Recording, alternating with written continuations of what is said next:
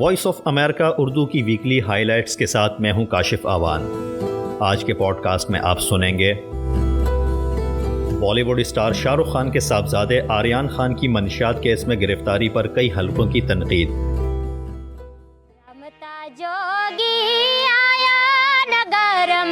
اور سروں کو چھیڑ کر سماں باندھنے والی سانگڑ کی گلوکارہ شامو بائی، جو اپنے علاقے کی بہت سی لڑکیوں کی رول ماڈل بن گئی ہیں۔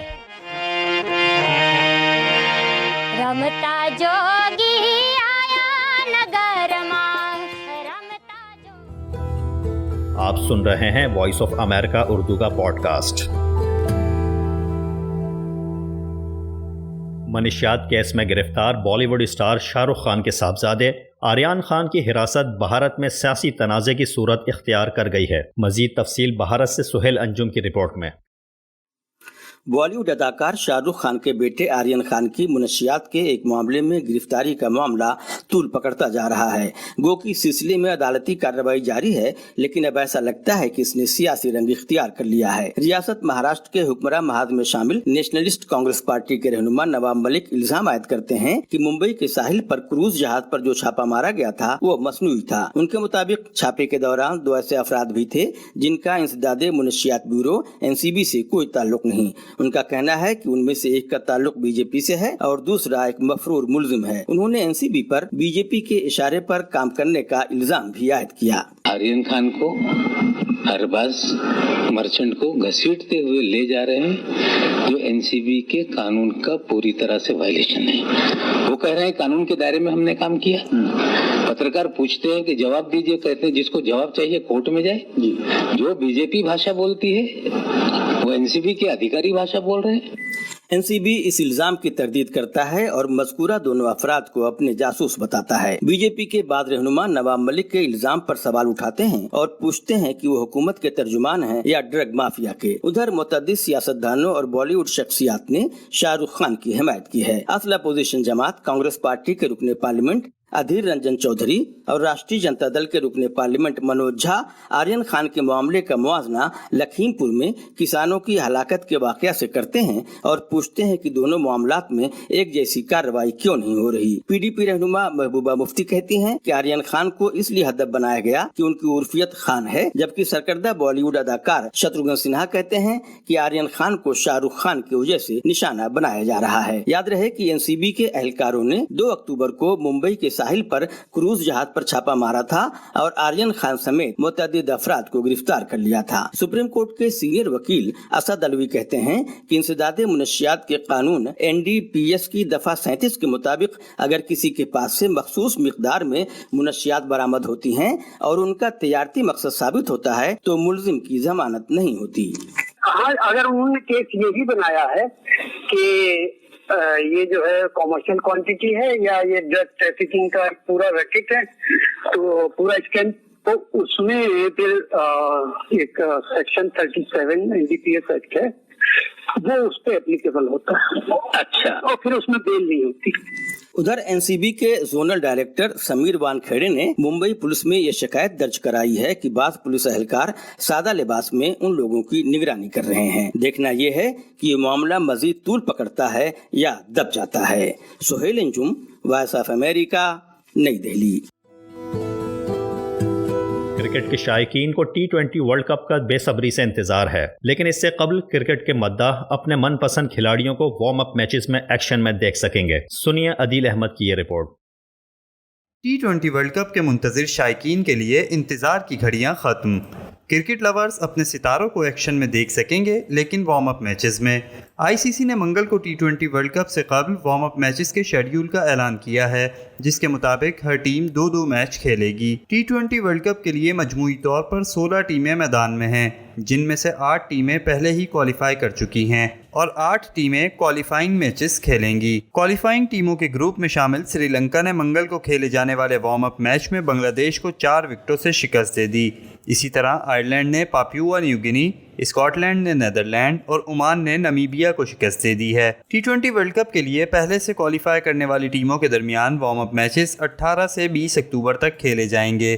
18 اکتوبر کو جنوبی افریقہ اور افغانستان کے درمیان میچ ہوگا۔ پاکستان اور ویسٹ انڈیز، نیوزی لینڈ اور آسٹریلیا، بھارت اور انگلینڈ کے درمیان وارم اپ میچز بھی اسی روز شیڈیول ہیں۔ کوالیفائنگ ٹیمیں 20 اکتوبر کو دوبارہ آمنے سامنے ہوں گی۔ اس روز انگلینڈ کا مقابلہ نیوزی لینڈ سے، بھارت کا آسٹریلیا سے، پاکستان کا جنوبی افریقہ اور افغانستان کا ویسٹ انڈیز سے ہوگا۔ ایونٹ کا آغاز 17 اکتوبر کو کوالیفائنگ ٹیم عمان اور پاپیوا نیو گنی کے درمیان میچ سے ہوگا، لیکن کوالیفائی کرنے والی ٹیمیں 23 اکتوبر کو ٹکرائیں گی اور پہلے سے کوالیفائنگ ٹیموں کے درمیان میچ کا آغاز آسٹریلیا اور جنوبی افریقہ کی ٹیموں کے درمیان میچ سے ہوگا۔ آگے چل کر آپ سنیں گے امریکہ کے ایک اسکول میں پڑھائے جانے والے مواد پر پابندی کیوں لگی۔ مجھے لگتا ہے کہ ایک معاشرہ ہونے کے ناطے ہماری بحث و مباحثے اور بات چیت کی اہلیت بہت تیزی سے زوال پذیر ہے۔ لیکن اس سے پہلے بات کرتے ہیں پاکستانی ڈراموں کی، جن کا معیار اور موضوعات مستقل تنقید کی زد میں رہتے ہیں۔ موجودہ دور کے ڈراموں کا پاکستان کے سرکاری ٹی وی پر ماضی میں نشر ہونے والے ڈراموں سے مقابلہ کیوں کیا جاتا ہے اور دور حاضر کے ڈراموں کی کہانیوں پر تنقید کیوں ہوتی ہے، جانیے گیتیارہ انیس کی اس رپورٹ میں۔ دروازے کی زندگی اس میل سوا میل ڈاکٹر عارفہ سیدہ ماہر تعلیم ہونے کے ساتھ دستاویزی فلمیں بھی بناتی رہی ہیں۔ ان کا کہنا ہے کہ ماضی میں سرکاری ٹی وی پر پیش کردہ مواد پاکستانی تہذیب کی بہتر عکاسی کرتا تھا۔ یہ اس دور کی بات ہے جب پاکستان میں ایک ہی ٹی وی چینل تھا اور وہ تھا سرکاری پاکستان ٹیلی ویژن، جبکہ آج نجی چینلز کے اکثر پروگرام اس کے برعکس ہیں۔ آپ کے ٹیلی ویژن پر جو لوگ دانشور کہلاتے ہیں، جو ان کا لہجہ ہے، جو ان کی زبان ہے، جو ان کا خیال ہے، اور خاص طور پر جس طرح سے وہ دوسروں کو دیکھتے ہیں، جو ان کے پیمانے ہیں لوگوں کو جانچنے، وہ میرے جیسوں کے لیے تو شرمندگی کا سامان ہے۔ سرکاری اعداد و شمار کے مطابق پاکستان میں اس وقت 90 کے قریب نجی ٹی وی چینلز ہیں جو خبریں اور دیگر تفریحی پروگرام پیش کرتے ہیں۔ قرۃ العین رضوی کئی سال تک ٹی وی مارننگ شو کی میزبان رہ چکی ہیں۔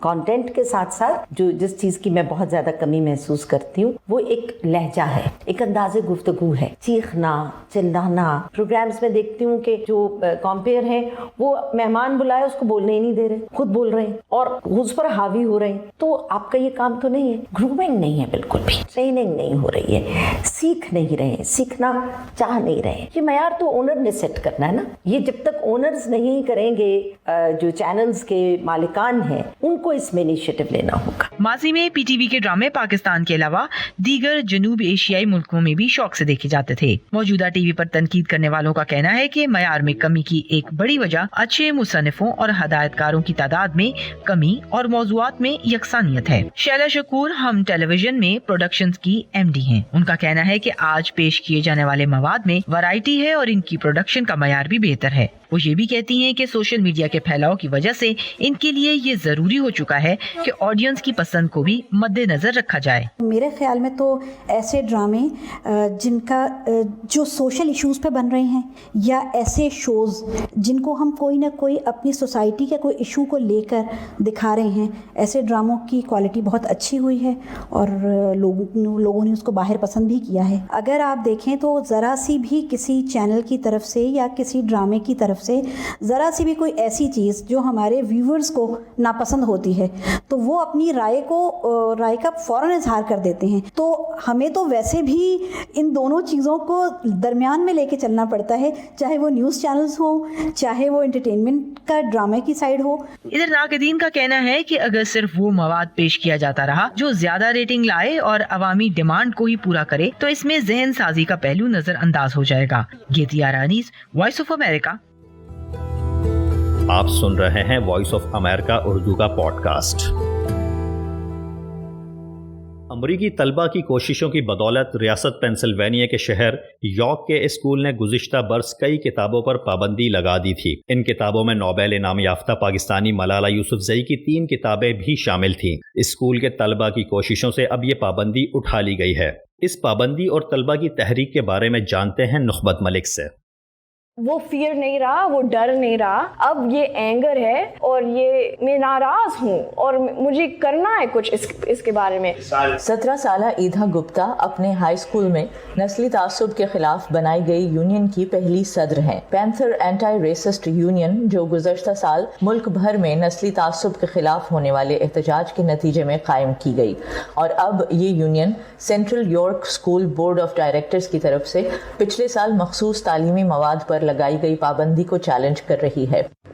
جب ہم نے احتجاج شروع کیا تو بالآخر صورتحال گرم ہونا شروع ہوئی. معاملہ آگے بڑھا, مقامی نیوز چینلز ہم تک پہنچے, ہم نے انہیں انٹرویوز دیے اور بات CNN اور فاکس نیوز تک پہنچ گئی. اس کے بعد بورڈ نے 20 ستمبر 2021 کو اس پابندی کو ہٹا دیا ہے. یارک اسکول ڈسٹرکٹ بورڈ نے گزشتہ سال ستمبر میں جس مواد پر پابندی عائد کی تھی, اس میں درجنوں ایسی کتابیں شامل تھیں جو غیر سیاہ فام امریکی تاریخ سے تعلق رکھتی ہیں. اس ملک میں بہت سے لوگ ہیں جنہیں آج بھی یقین ہے کہ غلامی ہی بہترین جواب ہے. بہت سے ایسے لوگ ہیں جو سیاہ فام امریکیوں کو پسند نہیں کرتے. لوگوں میں سمجھ بوجھ اور تعلیم کی بہت کمی ہے. مجھے لگتا ہے کہ ایک معاشرہ ہونے کے ناطے ہماری بحث و مباحثے اور بات چیت کی اہلیت بہت تیزی سے زوال پذیر ہے. ڈائیورسٹی مٹیریل میں تقریباً 270 ایسے مضامین, کتابیں, دستاویزی فلمیں, یہاں تک کہ ایک کلرنگ بک بھی شامل تھی جو امریکہ میں موجود تنوع کو ظاہر کرتی ہیں. اس مواد میں پاکستان کی نوبیل انعام یافتہ ملالہ یوسفزئی سے متعلق 3 کتابیں بھی شامل تھیں. اس کی سٹوری جب شیئر نہیں کی جا رہی ہے, یہ بالکل ان ایکسیپٹیبل ہے میرے لیے, کیونکہ یہ ہے ہیروازم, یہ ہے جو ہم کو اپنے بچے کو سکھانا چاہیے اسکولز میں. ملالہ کی سٹوری, وہ ایک ورلڈ لیڈر ہے, انہوں نے نوبل پیس پرائز ون کی ہے. یہ سکھانا چاہیے ہم کو اپنے بچے کو کیسے ملالہ کے جیسے بننا ہے. اسکول بورڈ نے وائس آف امریکہ کو بھیجی گئی ایک ای میل میں کیمرے پر اپنے تاثرات دینے سے انکار کیا ہے. بورڈ کی صدر جین جانسن کی جانب سے بھیجے گئے ایک بیان میں کہا گیا ہے کہ کتابوں پر کوئی پابندی نہیں تھی. مواد کو محض اس لیے فریز یا منجمد کیا گیا تھا تاکہ مناسب آزادی کے ساتھ ایسے تعلیمی مواد یا ادب میں توازن پیدا کیا جا سکے جو زیادہ غور و فکر کی طرف مائل کر سکتا ہے. تاہم بیان میں یہ واضح ہے کہ ہٹائی گئی پابندی عارضی ہے. اس سال نومبر میں اسکول بورڈ کے انتخاب کے بعد منتخب ہونے والے سپرنٹینڈنٹ چاہیں تو اس پابندی کو دوبارہ لگا سکتے ہیں. اگر وہ دوبارہ پابندی عائد کر دیں تو بھی مجھے لگتا ہے ہم پھر بھی جیت گئے. ہم لوگوں کو قریب لائے اور کمیونٹی بنائی. ہم نے اپنے اسکول میں ہمدردی جگائی ہے. میرے خیال سے یہی جیت ہے. یارک اسکول ڈسٹرکٹ کی طرف سے لگائی گئی تعلیمی مواد پر پابندی اور پھر اس کے خلاف احتجاج نے جہاں امریکہ میں میڈیا اور لوگوں کی توجہ حاصل کی, وہیں ریاست پینسلوینیا کے اس چھوٹے سے شہر میں لوگوں کا کہنا ہے کہ اگرچہ یہ بہت متنوع علاقہ ہے لیکن یہاں پر آباد اقلیتی آبادی کو مشکلات کا سامنا رہتا ہے. نخبت Malik, Voice of America, York school district, Pennsylvania. دنیا کی 20 مضبوط معاشی طاقتوں کی تنظیم G20 نے رواں ہفتے ورچوئل کانفرنس کے دوران افغانستان میں انسانی بحران کے حل کے لیے امداد کی فراہمی پر اتفاق کیا ہے. معاشی مشکلات سے دوچار افغانستان میں لوگ گھروں کا سامان بیچنے پر مجبور ہیں. افغانستان کو درپیش معاشی مشکلات پر وائس آف امریکہ کی نیلوفر مغل نے افغان سینٹرل بینک کے سابق ڈپٹی گورنر خان افضل ہڈاوالا سے گفتگو کی ہے. ملکی معیشت کو چلانے کے لیے اس وقت طالبان کو کون سے بڑے جو معاشی چیلنجز ہیں وہ درپیش ہو سکتے ہیں؟ ابھی بڑا چیلنج یہ ہے کہ اگر خدا نخواستہ فائنانشیل ایڈ کی کنٹینیوٹی نہیں ہوگی اور یہ نیشنل بجٹ میں کچھ بعض چیزوں کو کم کر لے تو پھر بھی ان لوگوں کو بجٹ فائنانسنگ میں پرابلم آئے گی, کیونکہ وہ آرڈنری بجٹ میں بھی اتنے ریونیو نہیں ہے کہ وہ سارے آرڈنری بجٹ کی وہ فائنانس بھی وہ ڈومیسٹک ریونیو سے کر لے. جو $9 بلین کے امریکہ نے اس وقت اثاثے منجمد کیے ہیں, ان کے نہ ملنے سے افغانستان کی معیشت پر کیا اثر پڑے گا؟ طالبان کا تو کہنا ہے کہ وہ تو ہمارے پیسے ہیں, وہ ہمیں واپس ملنے چاہیے. انٹرنیشنل پیمنٹ سسٹم کی یا فائنانشیل سسٹم کی ایک اپنی سٹینڈرڈ ہوتی ہے, اس سٹینڈرڈ پہ یہ لوگ ان کو ایکسیس دے دیں گے. ایک تو یہ ہے کہ اگر انہیں یہ ایکسیس مل جائے کہاں تک ان کا مشکل اس $9.5 بلین پہ حل ہو سکتا ہے. اب طالبان کی حکومت بین الاقوامی سطح پر ابھی تسلیم نہیں کی گئی ہے اور افغانستان کی جو معیشت تھی وہ پہلے بھی 85% تک بین الاقوامی امداد پر وہ منحصر تھی. تو مالی امداد کہاں سے آئے گی اتنی جلدی، اور اتنی جلدی ملک کی معیشت کو چلانا ممکن ہو سکے گا؟ سب کو پتہ ہے کہ افغانستان فورن ایڈ پہ ہی چلتا رہا. یہ طالبان کی 2001-2002 کے بعد انٹرنیشنل کمیونٹی جب افغانستان آئی تھی تو افغانستان کی نیشنل بجٹ وہی فنڈ کر رہی تھی. تو ابھی بھی وہی حالت ہے، کیونکہ وہ سیلف ڈپینڈنسی جو اقتصادی لحاظ سے افغانستان ایک خود مختار ہونا چاہیے تھا وہ تو نہیں ہوا ہے. ابھی پولیٹیکل انسرٹنٹی جو ہے وہ ابھی تک کلیئر نہیں ہوئی ہے. انٹرنیشنل ریکگنیشن اس کی ہوگی نہیں ہوگی، فورن ایڈ کنٹینیوٹی یا تداوم اس کی ہوگی نہیں ہوگی. تو یہ ساری باتیں جو ابھی تک پولیٹیکل انوائرمنٹ میں جو چل رہی ہے یہ سارے جو ہے معیشت کو متاثر کرے گی. اب ملتے ہیں اس گلوکارہ سے جو ضلع سانگڑ کے ایک چھوٹے سے گاؤں سے اٹھ کر کوک اسٹوڈیو تک جا پہنچی. صوفیانہ کلام اور بھجن گانے والی شامو بائی کا تعلق ہندو برادری سے ہے جو اب اپنے علاقے کی بہت سی لڑکیوں کی رول ماڈل بن چکی ہیں. شامو بائی کی کہانی سنیے سدرا ڈار کی اس رپورٹ میں. بیٹا تم میرے، جب میں ایک پروگرام میں گئی تھی نا تو وہاں پر مجھے نمبر نہیں دیا گیا، تو مجھے گانا نہیں دیا گیا، تو میں نے سوچا میں ابھی میں چھوڑ دوں، یہ نا یہ ٹھیک نہیں ہے گانا. پھر بھی میں نے ہمت نہیں ہاری، میں نے بولا ابھی چھوڑنا نہیں ہے، جو ہوگا تو ہوگا، آگے دیکھا جائے گا. اور آج اللہ کی دعا ہے کہ میں اس جہاں تک پہنچی ہوں تو یہ سب اللہ کی مہربانی ہے، اور میرے آج جو کچھ بھی ہوں میرے پاپا کی وجہ. رمتا جوگی آیا نگر ماں، رمتا جوگی آیا ہو جی، رمتا جوگی آیا نگر ماں، رمتا جو. ہماری قوم میں یہ جو پروگرام ہوتے تھے نا چھوٹے موٹے، تو اس میں جاتی تھی، تو وہاں پر کچھ لوگ ایسے ہوتے تھے جو ہمیں گانے نہیں دیتے تھے. ہمیں بڑی دیر سے وہ گانے کے لیے کہا جاتا تھا، تو ہم رات کے 2 بجے تک 3 بجے تک ہم کو بیٹھنا پڑتا تھا. تو ہمیں لوگ سننے آتے تھے نا، وہ ہمارے راہ میں بیٹھے ہوتے تھے، تو پھر ہمیں گانے دیا جاتا تھا. تو بہت لوگ اعتراض کرتے تھے کہ یہ لڑکی ہے اور اس کا گانا ٹھیک نہیں ہے، تو پھر بھی میں نے ہمت نہیں ہاری.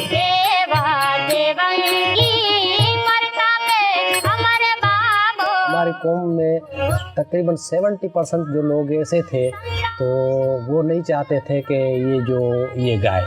تو انہوں نے ہمیں بہت سا ایسے ہمیں وہ غلط بھی کہتے تھے اور ٹوکتے بھی تھے ہمارے کو کہ بھائی تم اپنی بیٹی کو لے کے تم گانے کے لے کے جاتے ہو، یہ مسئلہ ہے، اور یہ بچی ہے جس کو تم کو اور ہنر سکھاؤ، سلائی کا کام سکھاؤ، بھارت کا کام سکھاؤ، پڑھاؤ.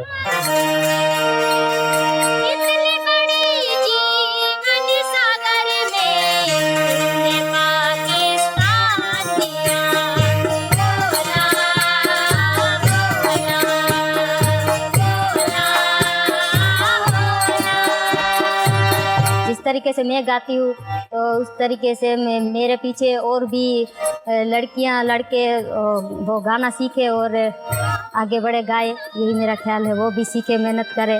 اور میں ان کو جتنا مجھے آتا ہے اتنا میں ان کو سکھاؤں گی. اور مجھے نہیں پتا تھا کہ میں یہاں تک آؤں گی، اتنی دنیا میں گاؤں گی، یہ مجھے نہیں معلوم تھا، ورنہ میں پڑھ لیتی. ابھی مجھے من میں خیال آتا ہے کہ میں کاش میں پڑھی ہوتی تو آج میں کچھ بن سکتی، کچھ بول سکتی.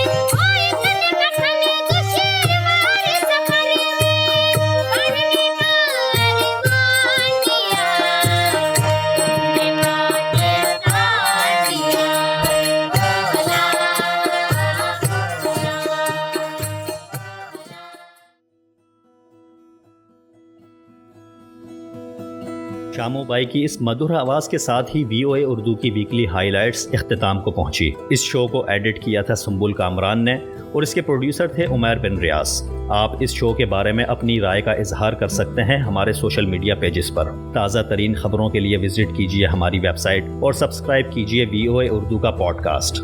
آپ سے ملاقات ہوتی ہے اگلے ہفتے۔